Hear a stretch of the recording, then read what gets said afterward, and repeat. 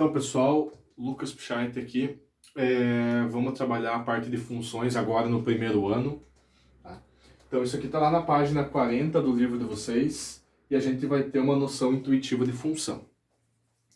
Então, o que é uma função? Tá? Uma função ela vai servir para a gente descrever algum comportamento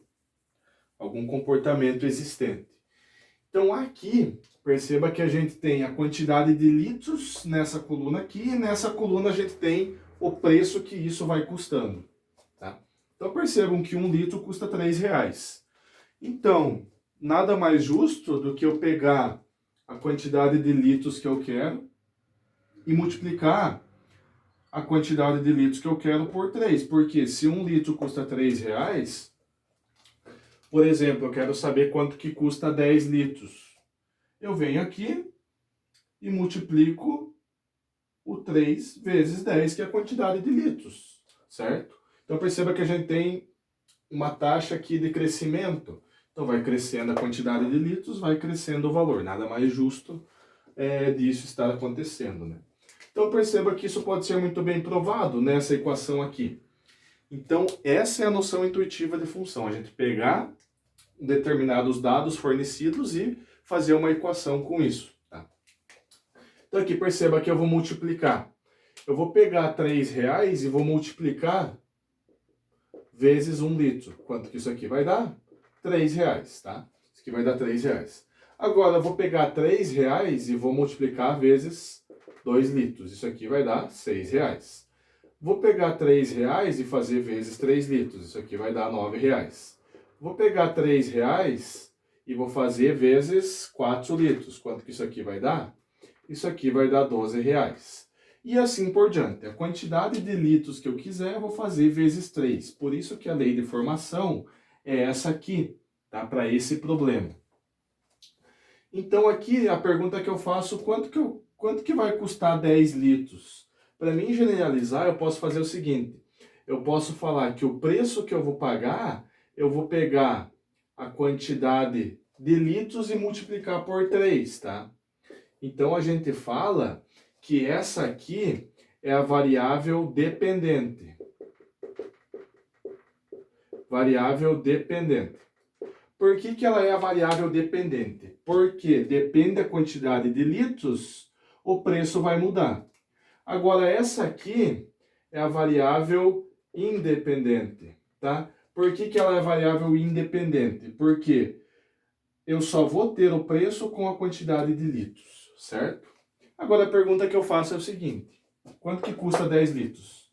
Quanto que custa 10 litros? Então o meu P é o preço e aqui eu vou colocar 10, tá? Então P igual a 3 vezes 10. E se você fazer 3 vezes 10, você vai chegar em 30. Então, qual que é o preço aqui para 10 litros? A gente pode colocar aqui que o preço vai ser R$30. Agora, se custou R$39, quantos litros eu comprei? Você pega a mesma função, só que no lugar do P você coloca o preço. Então, aqui vai ficar assim. Vai ficar 39 igual a 3 vezes a quantidade de litros que eu quero saber.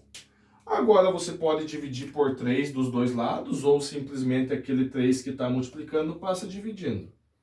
Então fica 39 divididos por 3, vai ser o valor da vai ser a quantidade de litros que eu quero. 39 divididos por 3, a nossa resposta vai ser 13. Então, se eu tenho R$39, quantos litros eu consigo comprar, tá? A resposta é 13. Então, um exemplo bem simples aqui, tá? Mais um exemplo para fixar bem isso aqui é o seguinte. Um táxi cobra uma taxa fixa de R$18 por viagem. Então, qualquer viagem que esse táxi for fazer, ele já está cobrando R$18. Mais R$3 por quilômetro rodado desse táxi. Então, além da taxa fixa de 18 a cada viagem, cada quilômetro vai custar R$3 a mais. Determine quanto custará uma viagem de 4 quilômetros. Então, vamos pensar o seguinte. Eu vou nomear de Y aqui, tá? Y, a gente vai usar na nossa equação, tá? Que é uma variável que eu não sei ainda, mas a gente vai usar para o preço. E x a gente vai usar para os quilômetros rodados. Agora, vamos pensar o seguinte, a nossa equação vai ficar y igual, que é o preço que eu quero da viagem. Então, o preço que eu quero vai ser igual. A taxa fixa de 18, eu vou manter aqui ela positiva. Por quê?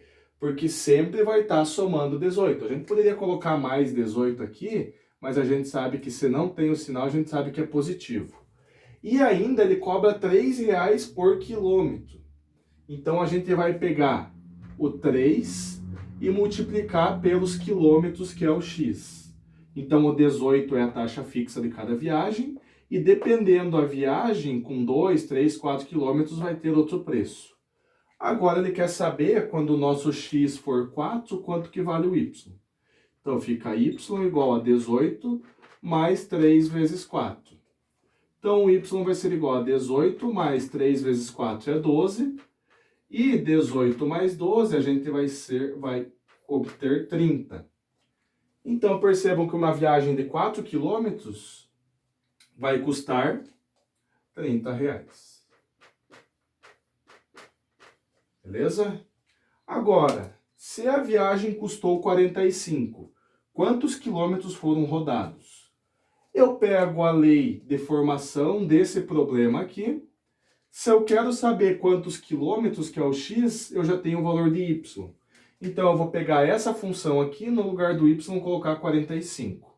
Então, vai ficar da seguinte maneira. 45 igual a 18 mais 3 vezes x. X é a quantidade de quilômetros que eu quero saber. Agora, resolve essa equação aqui. O 18 que está mais passa menos. 45 menos 18 dá 27.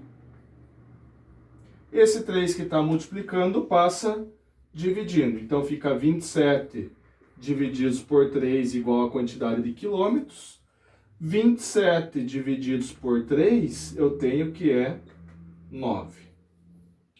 Então, a resposta, quantos quilômetros ele rodou, foi de 9 quilômetros, tá? Porque se a viagem custou 45, ele andou 9 quilômetros, através da função que a gente determinou ali. Beleza? Então, a gente vai deixar lá na sala de aula, no Google Sala de Aula, alguns exercícios para vocês resolver. Espero que todos resolvam. E se tiverem alguma dúvida, a gente vai esclarecer essas dúvidas lá no Google Sala de Aula. Beleza?